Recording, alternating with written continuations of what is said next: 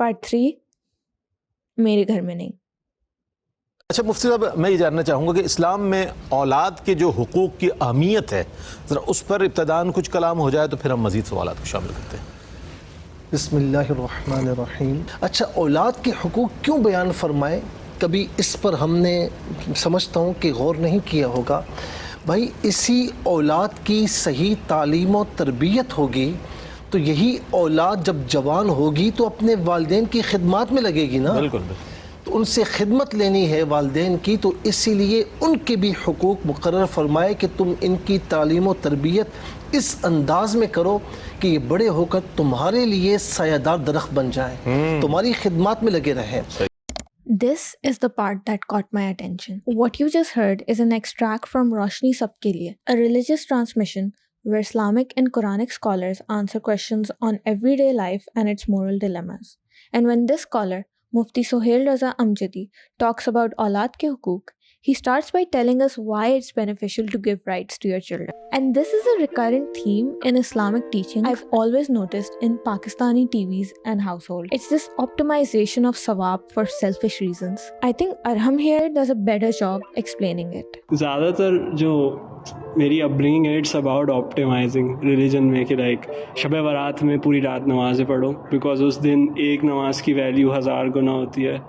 और कब्रिस्तान में हमारे एक बना है वादी हुसैन, इट्स तो उधर उन्होंने सोलर पैनल लगाए हुए हैं कब्र के ऊपर और उन पे ऑडियो प्लेयर में कुरान चल रहा है। तो इट्स लाइक कि जो इस कब्र के करीब आएगा वो कुरान सुनेगा तो वो जो सवाब है वो उस कब्र में जो गया है उसको मिलेगा। Full optimization.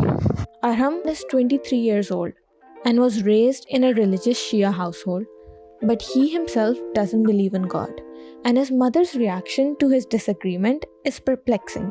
She says, तुम नहीं पढ़ोगे तो हमारी खिंचाई होगी तो लाइक हमारे लिए पढ़ लो कम से कम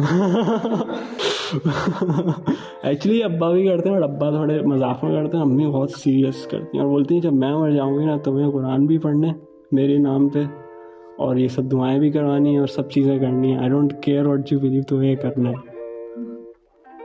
and this speaks to a larger pattern in modern urban parenting of using religion as a tool for control in a child-parent relationship. Khadija, like Arham, is non-practicing and she's a disappointment.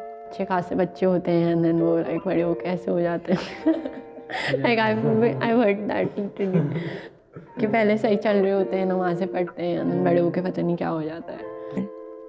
Khadija is 23 years old. For her, religion just doesn't make sense.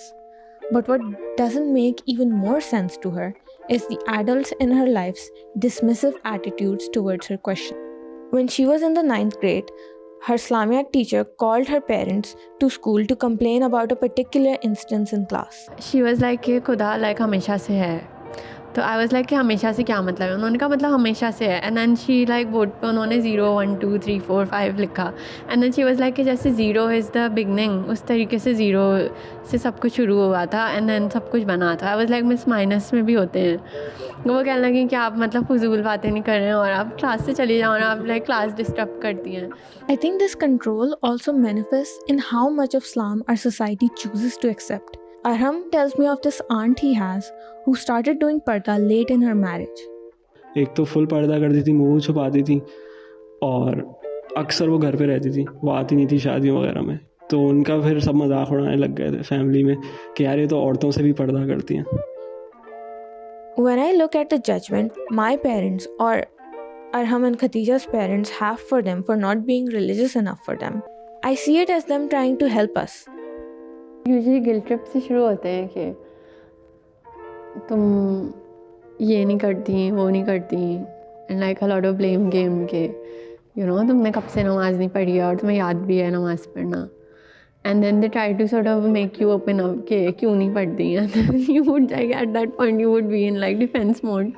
तो then वो argument बन जाता है कि मतलब मेरी मर्जी या But I think at the core of this religious debate in our ghar, it's this disconnect between the two generations arguing, where the adults want what's best for them without really trusting the child enough to make a decision on their own. They would never say it, but I know कि वो believe करते हैं कि अब मैं जहन्नुम जाऊँगा, right? And they were like, and I was like कि कभी इसकी गहराई में नहीं गई कि जो मेरा बच्चा है, जो इतना इसको मैंने पूरा पला बड़ा किया है, एंड अब ये जहन्नुम जाएगा अकॉर्डिंग टू गॉड, सही है. So what does that say about God? इस बात पे वो कभी गए ही नहीं. There's this inherent fear when it comes to questioning. And when you question this inherent fear, I can't help but feel guilty for doing so. I remember once I had a fight with my Abba. He was driving me somewhere, and without once looking at me, he says, मैंने कभी अब्बा जी से क्या अपने बड़े भाइयों से इस तरह बात नहीं की. जो बोलते थे नजरें नीची करके सुन लेते थे. And I just feel empathy for them too, because if we're the generation that's questioning what is seen as right and what is wrong, our parents are the first ones to witness that questioning. So they need an incentive in order to even see their aulad as worth listening to. But we just wish they'd see us as who we are instead of who they think we should be.